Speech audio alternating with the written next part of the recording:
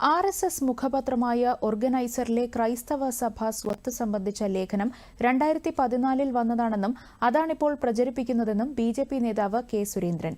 വഖഫ് bill ചർച്ചയിൽ രാഹുൽ ഗാന്ധിയും പ്രിയങ്ക ഗാന്ധിയും പങ്കെടുക്കാത്തതിലുള്ള ജാള്യത മറയ്ക്കാനാണ് കോൺഗ്രസ് ശ്രമിക്കുന്നതെന്നും അദ്ദേഹം ആരോപിച്ചു.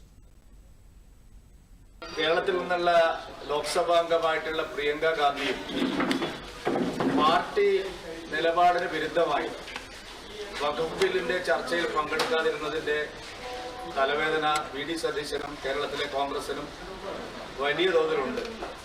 അത് മറച്ചു പിടിക്കാനാണ് കേരളത്തിലെ കോൺഗ്രസ് നേതാക്കൾ ഈ ഒരു ചെപ്പടി വിദ്യയുമായിട്ട് ഇപ്പോൾ രംഗത്ത് വന്നിരിക്കുന്നത്. അതൊരു കാരണവശാലും വിലപ്പോവില്ല. കേരളത്തിലെ ക്രിസ്ത്യൻ സമൂഹം അത്രമാത്രം മണ്ടന്മാരാണെന്നുള്ള ഒരു ധാരണയിലാണ് കോൺഗ്രസ് പ്രവർത്തിക്കുന്നതെങ്കിൽ അവര് വിഡ്ഢികളുടെ സ്വർഗത്തിലാണ് എന്ന് മാത്രമേ ഞങ്ങൾക്ക് പറയാനുള്ളൂ. മുനമ്പത്തിന്റെ കാര്യത്തിലും ക്രൈസ്തവ സമൂഹം നേരിടുന്ന മറ്റെല്ലാ പ്രശ്നങ്ങളുടെ കാര്യത്തിലും ശരിയായ നിലപാട് സ്വീകരിച്ചു പോയിട്ടുള്ള ഒരേ ഒരു പാർട്ടി ഭാരതീയ ജനതാ പാർട്ടി മാത്രമാണ്.